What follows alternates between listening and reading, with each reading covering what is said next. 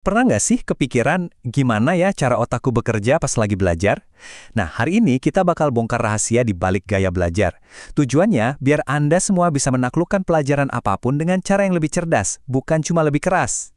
Kalau iya, tenang. Anda nggak sendirian kok. Kita semua pasti pernah deh ngerasain frustrasi yang kayak gini.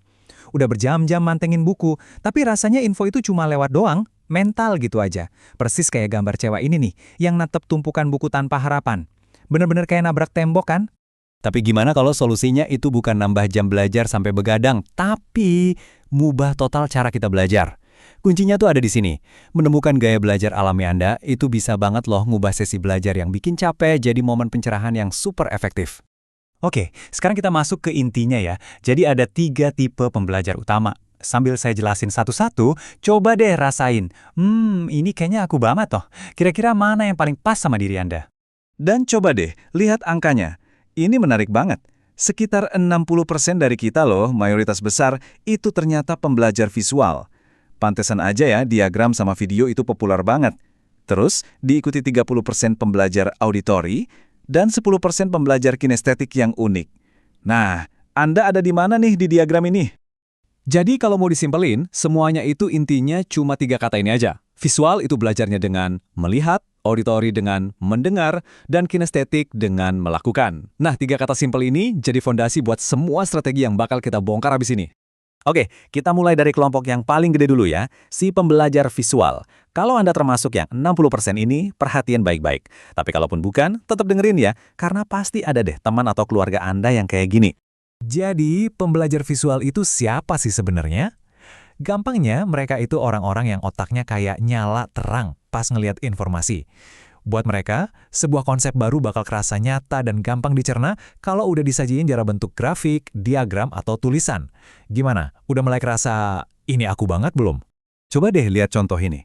Anda tipe orang yang suka bikin mind map warna-warni kayak gini? Atau mungkin Anda tuh nggak bisa belajar kalau nggak ada buku catatan sama pulpen warna-warni? Nah, kalau Anda ngerasa baru benar-benar klik dan paham setelah semuanya digambar atau ditulis, kemungkinan besar Anda itu seorang pembelajar visual. Terus, apa aja nih senjata rahasia buat Anda? Pertama, kalau di kelas, coba deh duduk di paling depan, biar pandangan Anda jelas, nggak kehalangan. Terus, bikin catatan Anda jadi kayak karya seni, yang detail dan pakai stabilo warna-warni. Dan tentunya manfaatin video, ya kayak tontonan ini, karena video itu sahabat terbaik buat otak visual Anda. Ya, tentu aja setiap gaya belajar itu ada plus minusnya. Pembelajar visual itu biasanya jago banget kalau ujian tulis, tapi tantangannya mungkin pas tes listening. Nah, kalau ini Anda, jangan panik. Itu artinya cuma perlu latihan ekstra aja di bagian itu. Semangat! Oke, sekarang kita geser ya. Gimana nih nasibnya mereka yang belajarnya bukan dari yang dilihat, tapi justru dari yang didengar dan dilakuin? Yuk, kita masuk ke dunianya pembelajar auditori dan kinestetik. Pembelajar auditori? Nah, ini dia nih yang nyerap informasi lewat telinga. Mereka ini tipe yang lebih demen dengerin podcast daripada baca artikel, yang paling semangat kalau ada diskusi di kelas dan bahkan sering ngomong sendiri pas lagi mikir. Buat mereka, suara itu segalanya. Kalau Anda tim auditori, ini dia strateginya. Coba deh rekam materi dosen, terus puter lagi kayak dengerin lagu favorit. Pas baca buku, jangan malu-malu buat dibaca kencang.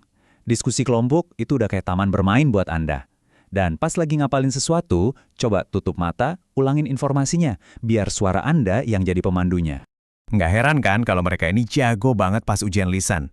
Tapi sebaliknya, tumpukan teks yang tebal dan hening, wah itu bisa jadi musuh besar mereka. Jadi kalau ini adalah Anda, coba kasih waktu ekstra buat dengerin kata-kata pas lagi baca. Mungkin dibaca pelan-pelan di dalam hati.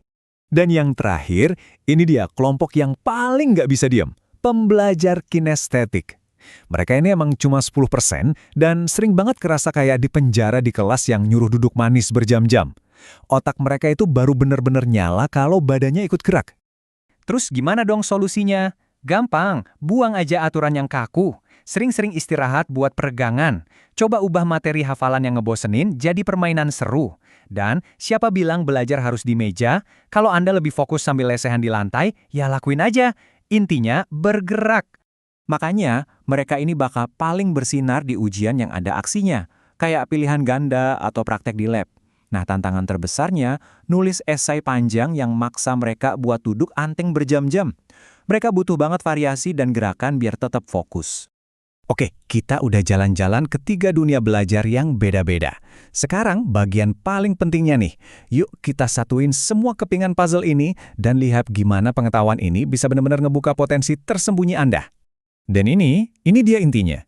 Ini tuh bukan cuma soal dapat nilai bagus, tapi soal membangun kepercayaan diri yang kuat pas Anda akhirnya sadar, ternyata aku bisa ya. Anda itu cuma butuh pendekatan yang pas buat diri Anda sendiri. Satu hal yang penting banget buat diingat.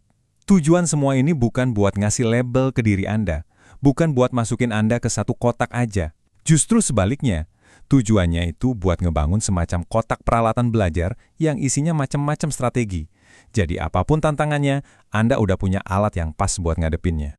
Jadi saya mau tinggalin Anda dengan satu pertanyaan. Sekarang kan Anda udah punya peta baru nih tentang cara kerja otak Anda. Harusnya udah nggak ada lagi batasan. Coba deh pikirin satu hal yang selama ini rasanya susah banget buat dipelajarin. Nah, dengan senjata baru ini, kira-kira apa yang bakal Anda kuasai selanjutnya?